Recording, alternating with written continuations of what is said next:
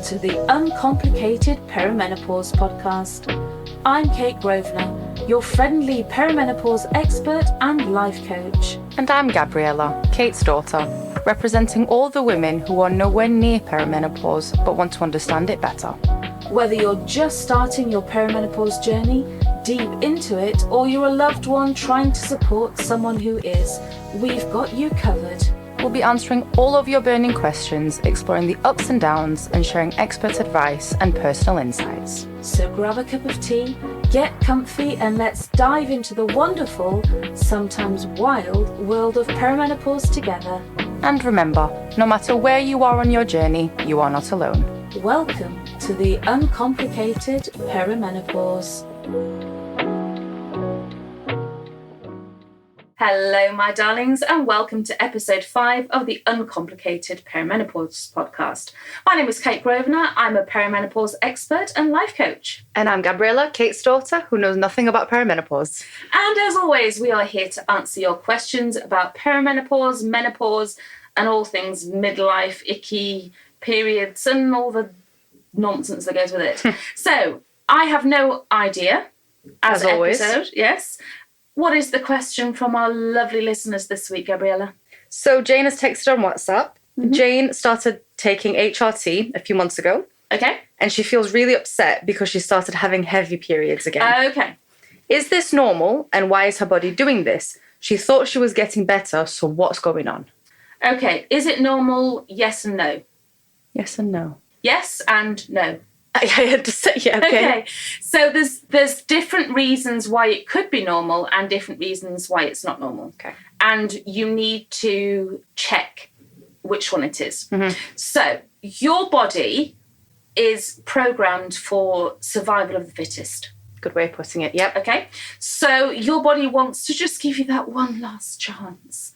That one last chance for a baby, which most of us would rather stab a fork. Oh, for a baby? Yeah, genuinely. Oh. Would rather stab a fork in our eyes than have another child when we get to perimenopause age. Not everybody.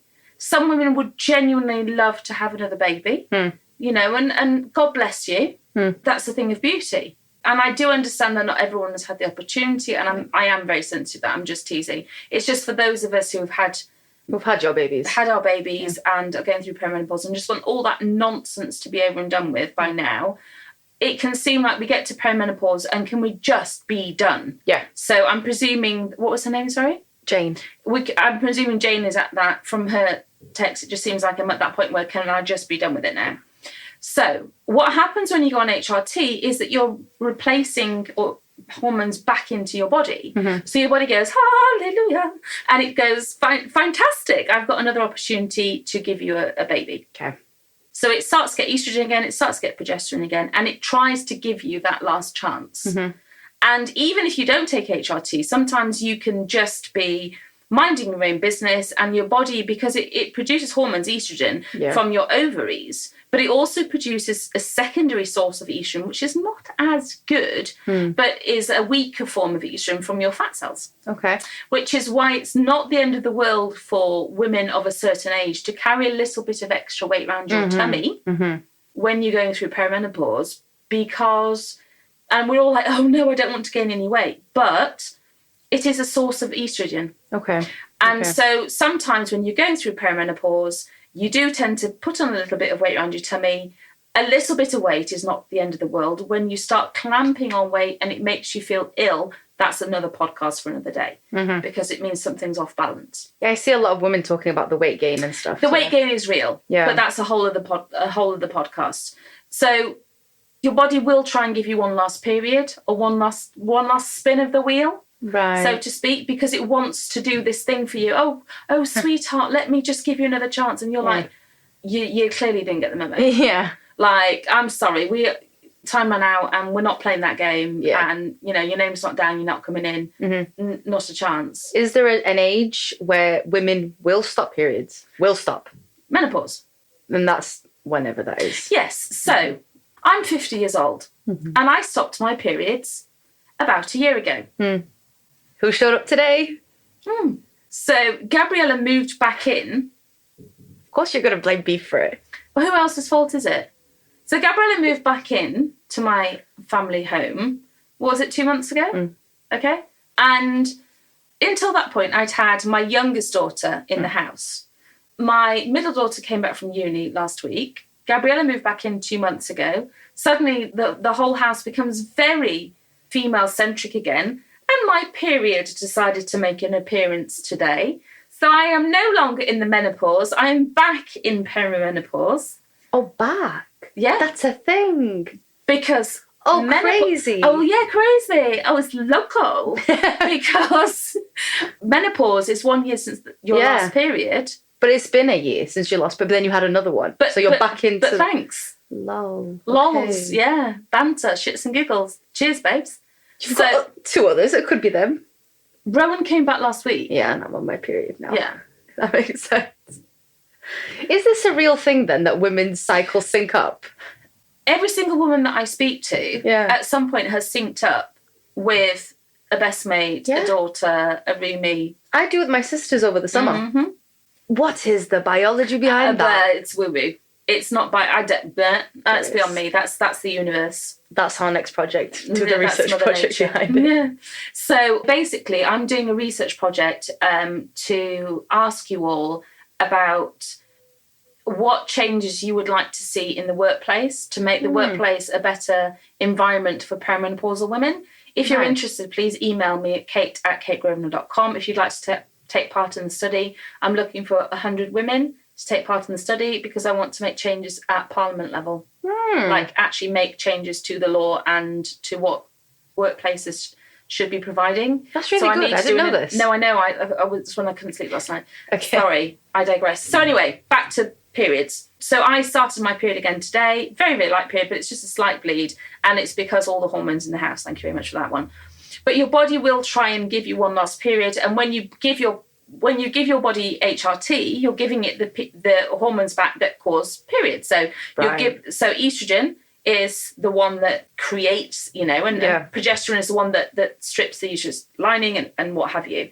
So estrogen as always is the grower and progesterone is the mower. And so when you have those 2 hormones back in your system again, you will have, the body will release an egg and then it will, Yeah, she did say that she was on HRT now. So that's what's happened. So she's got the HRT back in her system. And so it's quite common for, at least at the beginning, to get periods again. Yeah. Sometimes they will then stop again. Okay. All right. So it's not always permanent. Sometimes they can stop again. Sometimes they'll then become regular. Sometimes they'll then become lighter. And that's okay. However, sometimes if they're heavy, it means that your estrogen is out of balance with your progesterone. Okay. Because in general, when you have a heavy period? We're talking about the HRT scenario for now, because the heavy period is a whole other ballpark. Oh gosh, I don't want to sound scary, but it can be different types of nasty, cancerous things. Okay, we're talking about HRT on this side. So when we're talking about HRT and we're looking at why your period's heavy, it can be that, let's just say that your HRT is not very balanced. So it can be that you need to make sure that you go back and recheck your HRT, that it's more in balance. So it can be, if your estrogen levels are high in comparison to your progesterone, you may find that you just need to go back to your nurse practitioner or go back to your doctor and say to them, listen, I'm bleeding very heavily. I'm bleeding more heavily than I did before I was on HRT, obviously, but even more heavily than I used to as a regular thing before I had my periods in general. And I'm concerned because I think one of the things that women have to understand is that your body. And yes, perimenopause is a roller coaster, shall we say, / shit show. You still know yourself. Yeah. And although you in perimenopause, you don't know, because none of us have ever been through this before, let's face it, this is something new for absolutely all of us. So even though you don't know yourself in perimenopause, you still know you. So if something feels wrong, there's a reason. Maybe. Maybe is enough to flag it. Maybe is enough to say, I think I need to do something. I need to at least have the conversation. Yeah. Okay, I think we can become too, not intimidated, but we can become too worried that somebody's going to want to say, well, you should know that, or why are you asking me that, or why are you wasting my time? Perimenopause, we need the discussion. Yeah. We need people to be having the conversation. And when it comes to your body, you need answers. There's a lot of us out here trying to give you the answers, but you also have the right to medical care, and you have the right to have medical professionals give you the answers. Yeah. I'm not a medical professional. I'm a life coach, and I'm a mental health advocate, and I talk all the time about the mental health aspect of perimenopause.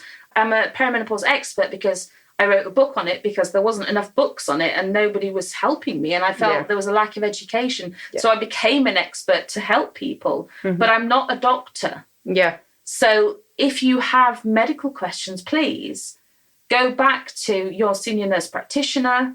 By the way, are normally the most sensible humans, to be fair, because they're quite often of our age group. Yeah. Or go back to your doctor. And if, by the way, this is the other thing. As a woman in the UK, and I presume it will be the same in other countries as well, do you know how many people? Oh, I've got my phones up there. Do you know the podcast? We're on episode 5 right now. I'm like, 1, 2, 3, 4, 5. On episode 5 right now. The podcast is getting listened to in something like 20 different countries already. I was so blown away. Really? I was like, oh my babe, that's so lovely. Yeah. Oh. It was like, oh, that's so cool. That is cool. I love that. And if you want to write in and tell us where you're calling in from, we love that. We absolutely adore that. We're famous over 20 plus countries. I just love it. I just love the fact that everybody's tuning in. So I'm going to talk about in the UK, but find out where you are as well. If you go to we call them in the UK general practitioners, so your doctor, and you're not getting the help that you would like, you have the right to request a different doctor. Do you? You do. Because, for example, when it comes to gynecological issues, you can request a female doctor. If there is no female doctor available at your GP, you can request a referral to the local hospital. And you can request a referral to the local gynecological. So it's usually the OBGYN, which is obstetrician gynecological something or other, clinic or the family health clinic at your local hospital. But you can also request to see someone different within the practice. Okay. It's your right.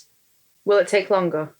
I can't answer that question. Yeah. It depends how good your practice is, what their policies are. But we don't want to upset people. We're people pleasers in the UK. We really are. We really are. Don't want to make a fuss, after you've been really messed around with yourself.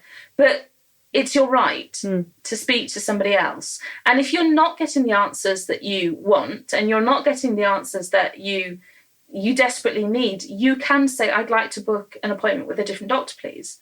Or I'd like to book an appointment with a nurse practitioner. That's really good. Yeah, and you should.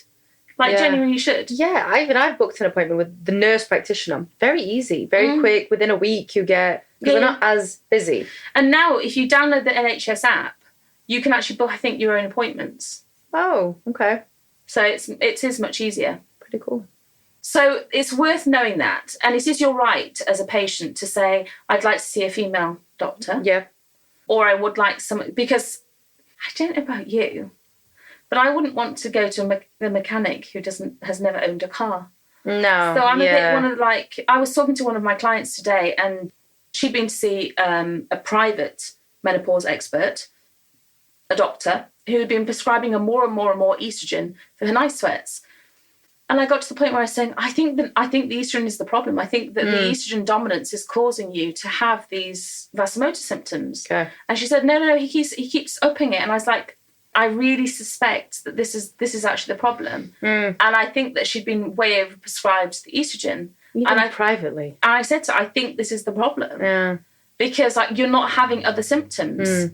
And he'd prescribed this huge amount of estrogel for the night sweats. And I said, listen, do me a favour, just for 1 week, drop down dramatically or stop completely. I know you're scared to do it, but she'd been having the night sweats were going on. And I was like, really? I genuinely think this could be the problem, because she had no other symptoms. Okay. Stop taking the estrogel, 0 night sweats. And again, and I'm not saying well, he doesn't own a vagina. That's why. But do you know what I mean? I'm not saying he doesn't own his own vagina, therefore he can't know what's going on. But, I would never dream of bashing the medical profession and say I know more, because I'm not a medical professional. Yeah. But what I do know is how it feels, and I do know the intricate workings of perimenopause because I've been living it for years. And I speak to thousands of women about perimenopause from a mental health point of view, and I've had to go through different types of HRT to find my own solution. And I've spoken to so many women about how it feels when the HRT isn't in balance. And it seemed like a logical solution to me. If she's taking more and more and more of something and it's getting worse and worse and worse, stop taking it and see what happens. Was she not prescribed it in the first place because of her night sweats? She was. Right. I switched her to bamboo pyjamas. Oh. So she started having bamboo pyjamas and black cohosh. And that was enough to deal with the night sweats, and she wasn't having other symptoms. That's really good. Good for her. I know, she's so thrilled, because then it just... I'm happy for her. Her very words to me today was, I now feel balanced. That's a powerful statement. And that's a very powerful statement for a woman. I now feel balanced. Is beautiful. Yeah. Everything inside is balanced. That's a pretty good, And it is that balanced feeling. So let's go back to the conversation at hand. So if you are feeling like they're abnormally heavy, go back and have a conversation and just say, can you check? So, for example, if you are on, I don't know, let's presume the estrogel and the Mirena coil, let's say, and they've told you to do 3 pumps of the estrogel. You don't have to do this without their permission, but they may say, for example, okay, drop down to 2 pumps of the gel and see if that makes the next period lighter. Or if you were on a patch and you were on the 50 patch, they may say, okay, try a 25. This is presuming that you're on not a combination. Yeah. If you're on a combination, they may then say, okay, well, let's split it and try having the progesterone and the estrogen separately, so we can manipulate the dose between the progesterone and the estrogen and see if that helps. Now, in rare cases, what to do if it doesn't help, they might ask you to do some smears, cervical smears. Makes sense, yeah. All they're going to do at that point is they're just going to rule out there's no other underlying cause of heavy bleeding. Yeah. As they would if you weren't in perimenopause. You go for it once a year anyway, so yeah. So if you were having abnormally heavy periods, it's a very menopause type of day today.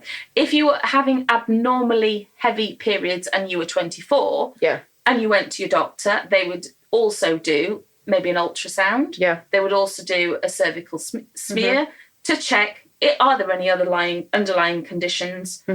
They would do exactly the same in perimenopause. So they would start with the HRT because that's the most likely cause of the heavy period. They would start with manipulating that first. If that didn't help, they're like to do a smear and an ultrasound. If that doesn't help, might ask you to wait 3 to 6 months, see if it settles down. If that doesn't help, go back to them and they may just say, suck it up, buttercup. But quite often, if I'm being super duper honest, it might settle down by itself. Okay. Because it's just your body's gone, woohoo, hormones, baby time, I feel good, da-da-da-da-da-da. And it's just happy. It's just feels like it's got the joie de vivre and it's dancing through the daisies and it's just happy it's got all these hormones back. Do you want to then have sex and intimacy more? No, you might feel like if it's estrogen dominance, hell no. Okay. You're going to feel grumpy, crampy, moody, bitchy, nasty. Because if your body's telling you, let's have a baby. No, but it's not. It's just the thing is, if it's it depends on what's happening. If it were naturally saying, let's have a baby, yes. If it's estrogen dominance is horrible. Do you know those days in your cycle where you feel like you want to stab somebody, where you're really crampy, headachy, moody, and you're at your bitchiest, nastiest, I will stab you Every period on day 2. Estrogen dominance. Mm-hmm. It usually comes, it's normally on the second half of a cycle. Okay. But it's like the last 2 weeks before you come on type of thing, that kind of, yeah. Right. When we all know a few days later you go, that's why. Oh, that's why. Yeah. It's the sort of thing. Yeah. Estrogen dominance. Okay. We had a conversation about xenoestrogens in episode 2, I think. I don't even know. You're going to have to, I think you need to do like notes from each show and keep them, because I have menopause brain, so I have no idea. But that kind of estrogen dominance really doesn't make you feel good at all, and very headachy, really kind of gnarly, just not okay. So no, you don't want to jump into bed with anybody. You just want to be left alone and kind of like somebody throw chocolate at you, and you just 100% throw chocolate, and then they need to bet, don't make eye contact. Throw it and run. And step backwards, like don't make eye contact and just leave the room. Oh yeah, 100%. Eye contact can make it worse. Ooh, don't. Why are you looking at me? Yes, absolutely. Don't do that. Nasty. So yeah, I hope that helps. So yeah, that's the point. It's just understanding that it can be scary, but it's not your body trying to go against you. It's just that it's been given all these hormones back, darling, and it's trying its best. It's like that upheaval all over again. So it's like, when you go through puberty, and quite often when young girls start their periods for the first time, it can be really heavy right at the beginning. Yeah, and then they stop. And then they stop, and then they come back, and they come back lighter. Or they start really, really heavy and they get gradually lighter. Yeah. It's that sudden onset of hormones that makes them heavy to begin with. It can be a bit like that. Okay. So it can be the sudden influx of hormones, and that's what basically HRT is. Because you don't know. The thing is, we don't know how. Perimenopause is not like a switch on, switch off. It's been very gradual since about the age of 25. Don't panic, you're 24. 24? I can you read start at 25? Yeah, I can read it in her face. It's like, because I'm a mum, like I just know what she's thinking. She's like, in her head, that's what the season. That's 11 months away. What I'm saying, it's tiny. It's tiny, tiny little, like the collagen type of thing just starts slightly diminishing. But it's the tiny, tiny little bits at a time. You don't notice it. It's so gradual, like tiny little fairy steps. And then it slowly picks up speed by like the 30s and gathers more speed by the 40s. So I'm saying it's so gradual. It's not like switch on, switch off. But we just wake up one day and notice it. Right. Are you with me? It's not like everybody just goes, oh, what happened? It's just that one day we notice it. Having babies doesn't make it worse or anything? Not that I'm aware of. They haven't done any research that says it makes it better or worse. It doesn't. There's no even research. There is research to suggest, I don't think it's conclusive, that if your mum went through early menopause, Oh, it's like same with periods, though. You might start the same age as your mum did, kind of thing. But maybe not. Yeah, because the thing is as well is, for example, that your body type is more similar to mine. Ronan Jenner's isn't. Yeah. So maybe you might have similar. Then you all started periods at the same age. I didn't. No. So actually, you never know. Who knows? And I'm more similar to my paternal grandmother, not my mother. Yeah. So I mean, it's all much of a muchness. They can't really. Yeah, that's very hard to prove these things. So I hope that helps, my lovely. As always, if you have any questions about perimenopause, menopause, all that shebang in midlife, do feel free to WhatsApp us. The number is, as always, in the notes below. If you want to email me, you can email me, kate@kategrosvenor.com, or you can pop to our perimenopause group on Facebook.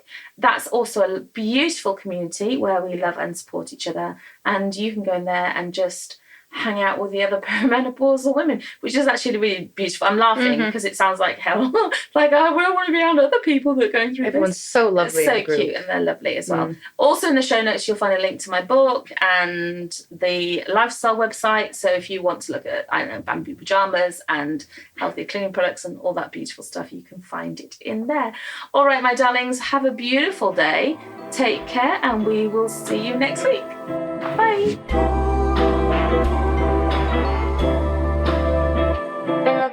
Thanks for joining us today on the Uncomplicated Perimenopause podcast. We hope you found this episode helpful and inspiring. Don't forget, if you have any questions or topics you'd like us to cover, you can reach out through our perimenopause group or on WhatsApp.